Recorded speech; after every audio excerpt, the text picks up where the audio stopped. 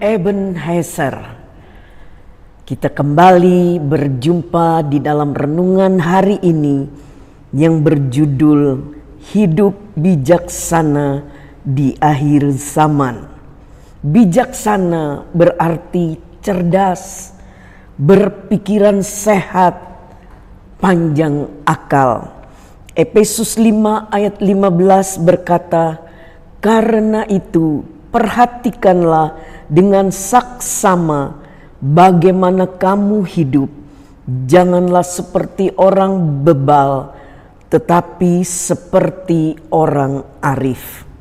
Banyak orang tergelincir dalam kehidupan yang tidak sesuai dengan kebenaran Allah karena tidak memahami prinsip-prinsip Alkitab.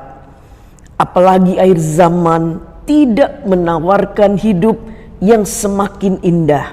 Sebaliknya, hidup akan menjadi lebih sukar dan kompleks. Mungkinkah orang Kristen tetap bertahan dalam kondisi yang sedemikian?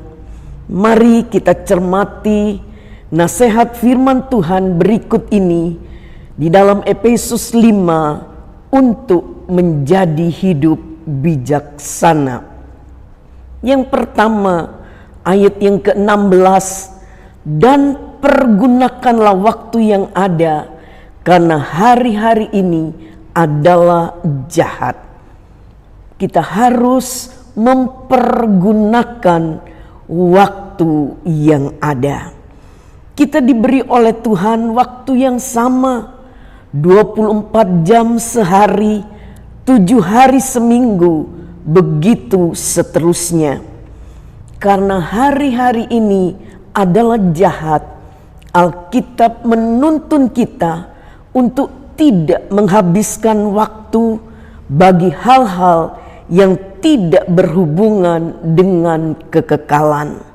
Suatu kali kelak kita harus mempertanggungjawabkan penggunaan waktu yang telah Ia berikan. Yohanes 6 ayat 27, "Bekerjalah bukan untuk makanan yang akan binasa, melainkan untuk makanan yang bertahan sampai kepada hidup yang kekal, yang akan diberikan Anak Manusia kepadamu, sebab Dialah yang disahkan oleh Bapa Allah dengan meterainya." Yohanes 4 ayat 34 sampai 35, Yesus berkata kepada mereka, "Makananku ialah melakukan kehendak Dia yang mengutus aku dan menyelesaikan pekerjaannya. Bukankah kamu mengatakan 4 bulan lagi tibalah musim menuai? Tetapi aku berkata kepadamu, lihatlah sekelilingmu dan pandanglah ladang-ladang yang sudah menguning dan matang untuk dituai." Berarti sekaranglah waktunya kita menuai jiwa-jiwa.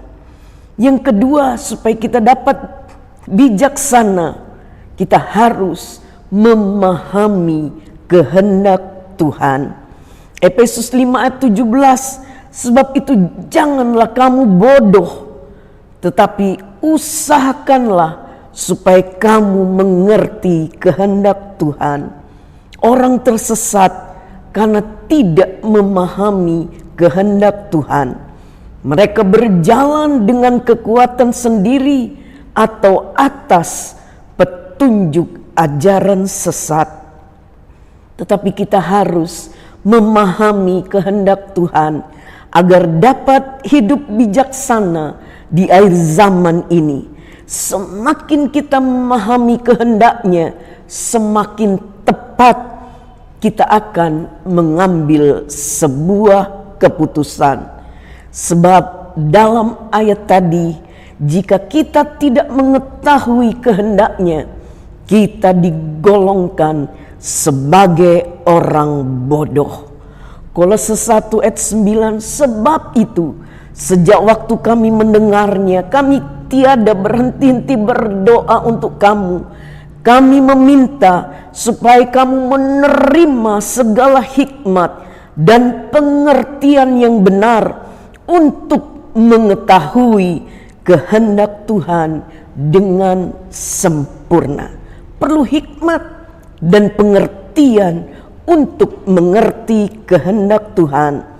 Amsal 9 ayat 10 berkata, permulaan hikmat adalah takut akan Tuhan, dan mengenal yang Maha Kudus adalah pengertian. Sedangkan takut akan Tuhan berarti membenci kejahatan. Aku benci kepada kesombongan, kecongkakan, tingkah laku yang jahat, dan mulut penuh tipu muslihat. Kehendak Tuhan dalam Yohanes 15 ayat 16 berkata, supaya kamu pergi dan menghasilkan buah, dan buahmu itu tetap. Terjemahan lain berkata, menyuruh kalian pergi untuk berbuah banyak, buah-buah yang tak dapat binasa. Yang terakhir, kita harus penuh dengan Roh Kudus.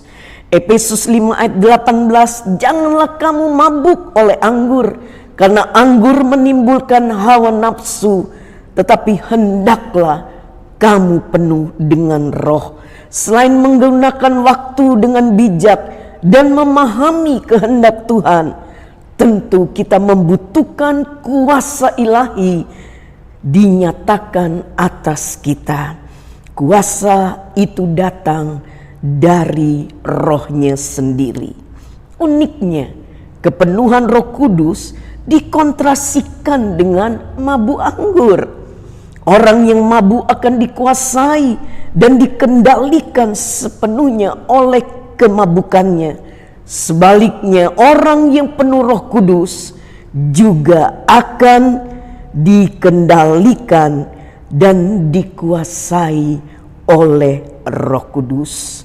Yohanes 14 ayat 26, tapi penghibur yaitu Roh Kudus yang akan diutus oleh Bapa dalam namaku, dialah yang akan mengajarkan segala sesuatu dan akan mengingatkan kamu akan semua yang telah kukatakan kepadamu. Tantangan terbesar bagi kita yang telah dibaptis dan penuh Roh Kudus yaitu cara hidup baru, karakter ilahi yang membuat hidup ini bukan sekedar kuat, tapi menjadi saksi dan menjadi berkat. Amin. Tuhan Yesus memberkati kita semua.